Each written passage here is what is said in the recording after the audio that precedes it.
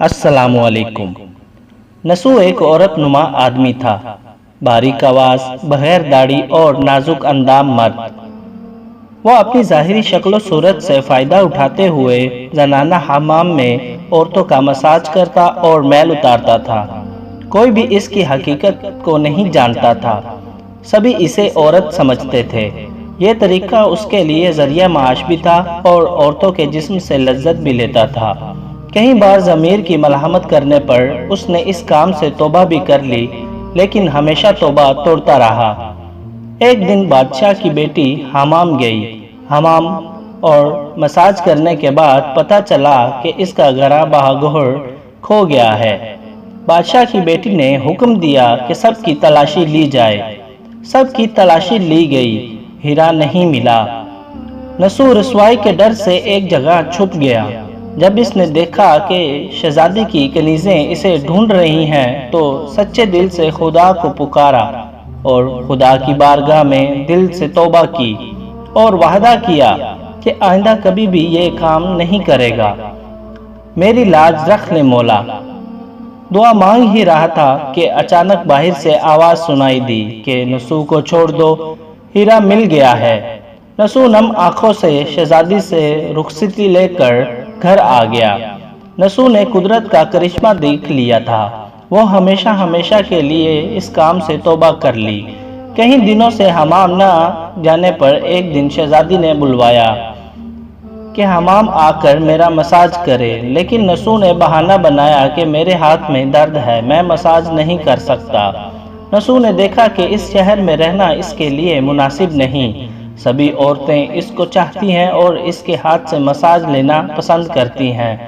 جتنا بھی غلط طریقے سے مال کمایا تھا سب غریبوں میں بانٹ دیا اور شہر سے نکل کر کہیں میل دور ایک پہاڑی پر ڈیرا ڈال کر اللہ کی عبادت میں مشغول ہو گیا۔ ایک دن اس کی نظر ایک بھینس پر پڑی جو اس کے قریب گھاس چر رہی تھی۔ اس نے سوچا کہ یہ کسی چراغے کی بھاگ کر یہاں آ گئی ہے۔ جب تک اس کا مالک نہیں آ جاتا تب تک میں اس کا دھیان رکھتا ہوں، لہٰذا اس کو دیکھ بھال کرنے لگا۔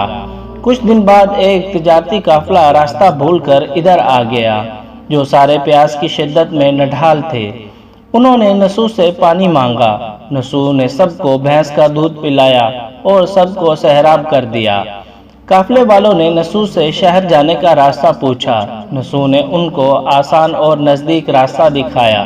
نسو کے اخلاق سے متاثر ہو کر تاجروں نے جاتے ہوئے اسے بہت سارا مال بطور تحفہ دیا۔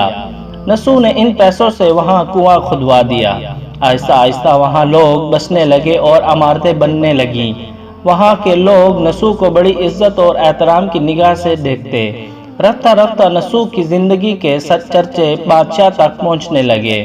بادشاہ کے دل میں نسو سے ملنے کا اشتیاق پیدا ہوا۔ اس نے نسو کو پیغام بھجوا کہ بادشاہ آپ سے ملنا چاہتے ہیں، مہربانی کر کے دربار تشریف لے آئیں۔ جب نسو کو بادشاہ کا پیغام ملا تو اس نے ملنے سے انکار کر دیا اور معذرت چاہی کہ مجھے بہت سارے کام ہیں، میں نہیں آ سکتا۔ بادشاہ کو بہت تعجب ہوا، مگر اس بے نیازی کو دیکھ کر ملنے کی طلب اور بڑھ گئی۔ بادشاہ نے کہا کہ اگر نسو نہیں آ سکتے تو میں خود اس کے پاس جاؤں گا۔ جب بادشاہ نسو کے علاقے میں داخل ہوا تو خدا کی طرف سے ملک الموت کو حکم ہوا کہ بادشاہ کی روح قبض کر لے۔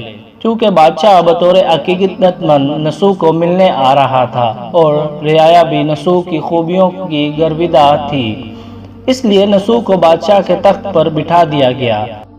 نسو نے اپنے ملک میں عدل اور انصاف کا نظام قائم کیا۔ وہیں شہزادی جسے عورت کا بھیس بدل کر ہاتھ لگاتے ہوئے بھی ڈرتا تھا، اس شہزادی سے نسو کی شادی کر لی۔ ایک دن نسو دربار میں بیٹھا لوگوں کی داد رسی کر رہا تھا کہ ایک شخص وارد ہوا اور کہنے لگا کہ کچھ سال پہلے میری بھینس گم ہو گئی تھی، بہت ڈھونڈا مگر نہیں ملی، برائے مہربانی میری مدد فرمائیں۔ نسو نے کہا کہ تمہاری بھینس میرے پاس ہے، آج جو کچھ میرے پاس ہے وہ تمہاری بھینس کی وجہ سے ہی ہے۔ نسو نے حکم دیا کہ اس کے سارے مال اور دولت کا آدھا حصہ بھینس کے مالک کو دے دیا جائے۔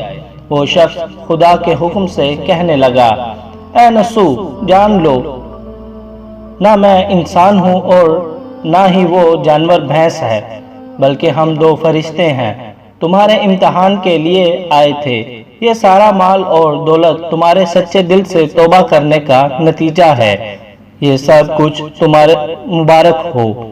وہ دونوں فرشتے نظروں سے غائب ہو گئے۔ اسی وجہ سے سچے دل سے توبہ کرنے کو کہتے ہیں۔ تاریخ کی کتب میں نسوح کو بنی اسرائیل کے ایک بڑے عابد کی حیثیت سے لکھا گیا ہے۔